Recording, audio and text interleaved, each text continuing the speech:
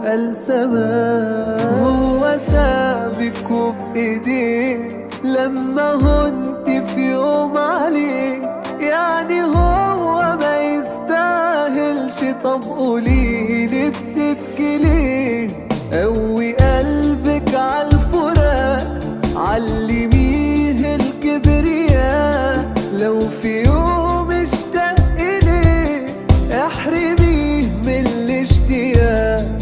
اوعي تنسي ده يبقى مين، ده اللي باعك للسنين، واللي يغلط مرتين يبقى ده هو الغباء.